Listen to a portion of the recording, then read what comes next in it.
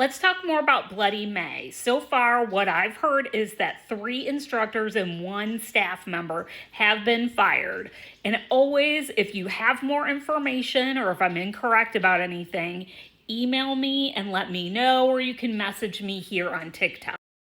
We've seen Bloody May happen since Jim Morton took over at the helm of CFCC, but one thing that I think is particularly notable is the amount of instructors who have been let go.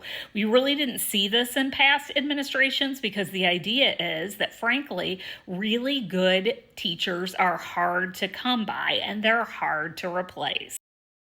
I know I can tell you off the top of my head very easily of at least 3 or 4 instructors who won the Marilyn Goodman Anderson Award for the top instructor of the year have either left or been fired.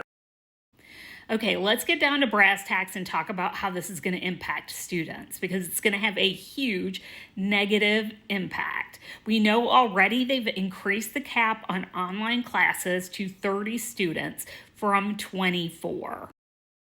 They've also created an adjunct pool. Now, adjuncts are folks who work part-time. They teach and contract by class.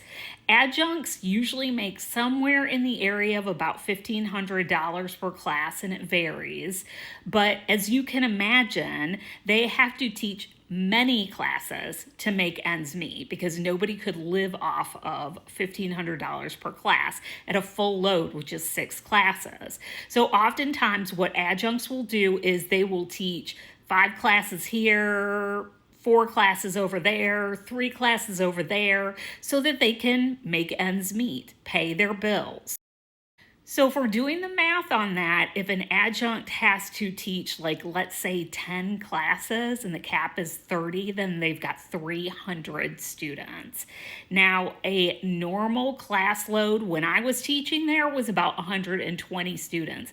And for me, it was still difficult to serve all the students in the way that I wanted to and give them the individualized attention that they deserve. What it boils down to is that students are going to be taught by computers, not because adjuncts aren't good at what they do. It's simply a numbers game.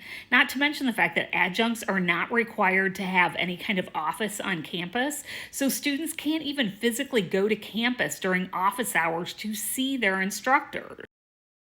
When I was an instructor at CFCC and I would go out someplace and meet with people, meet someone new, if they brought up CFCC, I would always say, your student is going to get an excellent education there.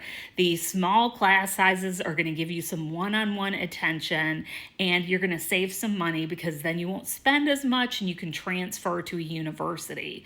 But quite honestly, now if someone asks me, should I send my student to CFCC? To be honest, I think I would say no.